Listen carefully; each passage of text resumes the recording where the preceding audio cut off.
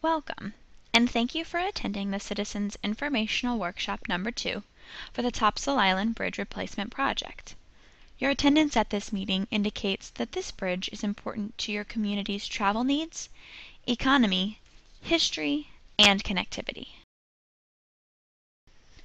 Please be sure that you have signed in at the welcome table and have picked up a handout. The handout includes information about the project as well as a comment form. The purpose of this workshop is to present the current project status, show the corridor alternatives under study, and provide an opportunity for you to offer your comments and ideas concerning the corridor alternatives. At the previous workshop, we introduced the project development team, led by Ms. Michelle James with NCDOT and Mr. Chad Critcher with consulting firm RS&H. Ms. James and Mr. Critcher, along with their large team of planning, design, and construction experts, are again here today to assist with any of your questions or comments. This slide presentation will take about 10 minutes and will discuss the project's corridor alternatives and their potential impacts.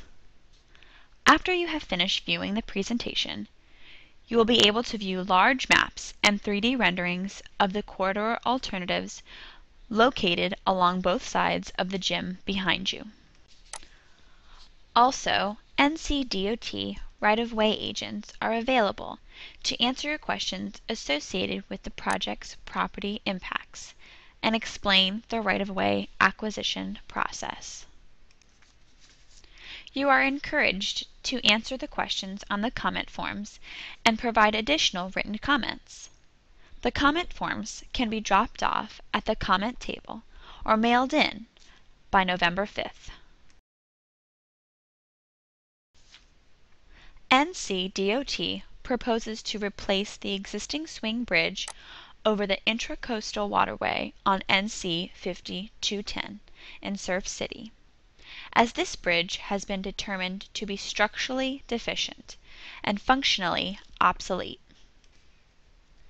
The project team is considering 3 levels of bridge replacements: a low-level movable bridge with a waterway clearance of approximately 15 feet, a mid-level movable bridge with a waterway clearance of approximately 30 feet, and a high-level fixed bridge with a waterway clearance of approximately 65 feet.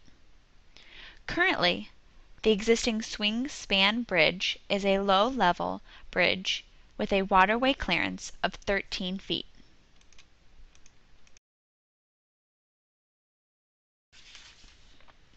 At the previous workshop, held on June 25, 2009, attendees provided valuable comments and sketched their preferences onto large area maps. Based on this information and feedback from other agencies, the project team developed 18 alternatives to replace the existing bridge and to potentially realign the approaching NC 5210 roadway. These 18 alternatives define the study area, highlighted on the screen. Preliminary screening for these 18 alternatives showed significant environmental impacts for alternatives 1, 8, 9, and 12. As a result, the project team has eliminated these 4 alternatives from further consideration and is presenting the remaining 14 alternatives at this workshop. If you would like to review the 4 eliminated alternatives, you can request one of the project team members to assist you with further information.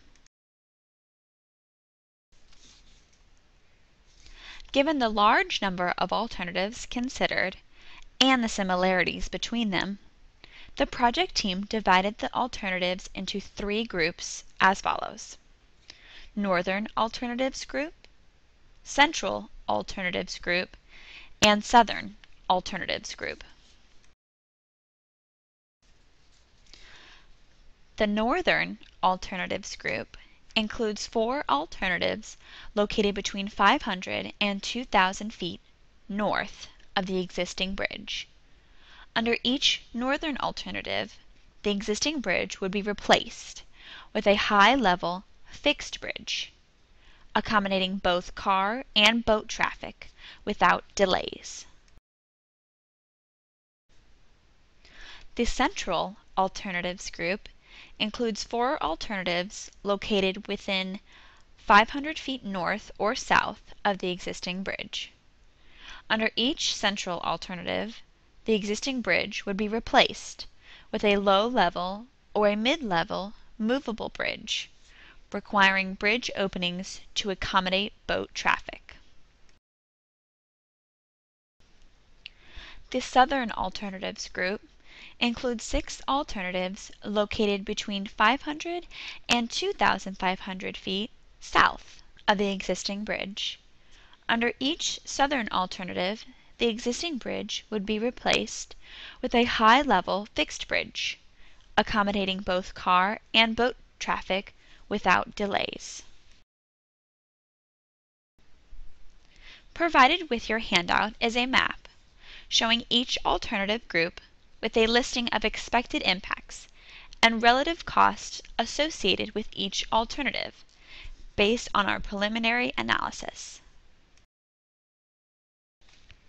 Impact and cost categories include property impacts, streams and wetlands impacts, delay impacts, construction costs, and future operations and maintenance costs.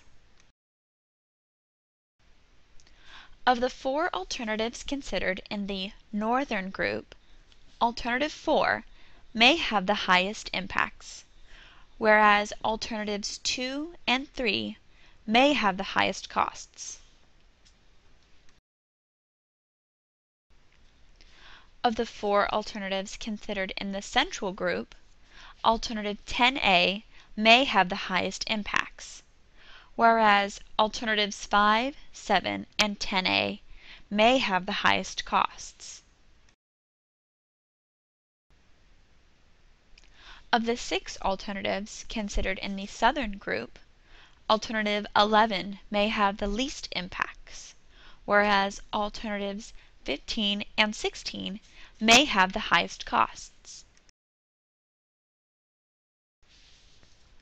With each of the 3 corridor alternatives groups in mind, and with consideration for each alternative's respective impacts and costs, please review the large maps and 3D renderings for the 14 alternatives presented here today and provide your comments.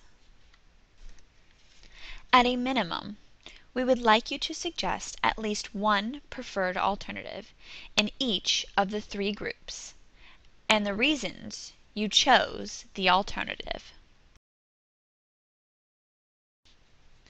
Your input, along with potential environmental impacts and costs, will be used by the project team as they continue narrowing the number of alternatives to carry forward for additional study.